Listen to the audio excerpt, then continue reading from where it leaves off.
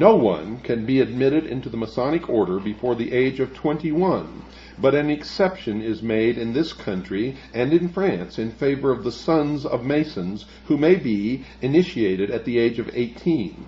Such a person is called a Louis in England, and that's the source of that name, and a Louvetou in France. This latter word signifies a young wolf, and the reader will remember that in the mysteries of Isis, the candidate was made to wear the mask of a wolf's head.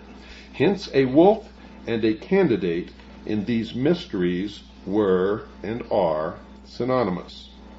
Macrobius, in his Saturnalia, says that the ancients perceived a relationship between the sun, the great symbol of these mysteries, and a wolf.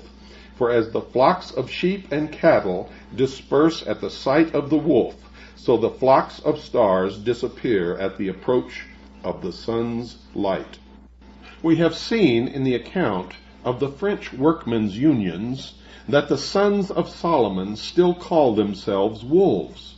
The adoption of the Louvetou into the lodge takes place with a ceremony resembling that of baptism.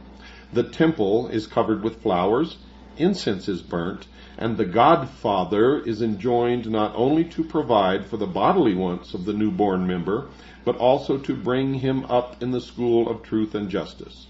The child receives a new name, generally that of a virtue such as veracity, devotion, beneficence, and the godfather pronounces for him the oath of apprentice, in which degree he is received into the order, which in case he should become an orphan, supports and establishes him in life.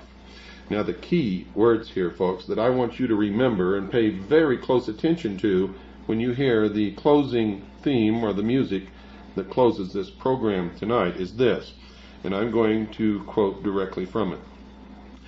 Quote, Macrobius in his Saturnalia says that the ancients perceived a relationship between the sun, the great symbol of those mysteries, and a wolf. For as the flocks of sheep and cattle disperse at the sight of the wolf, so the flocks of stars disappear at the approach of the sun's light. Now remember in chapter 1 of my book, Silent Weapons for Quiet Wars, there is a quote of these people who have declared a silent, quiet war upon the American people using silent weapons that goes like this. Quote, a nation or world of people who will not use their intelligence are no better than animals who do not have intelligence.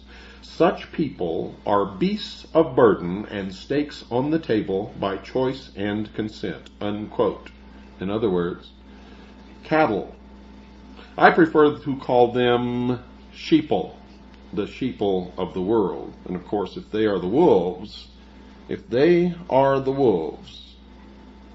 then you are the stakes on the table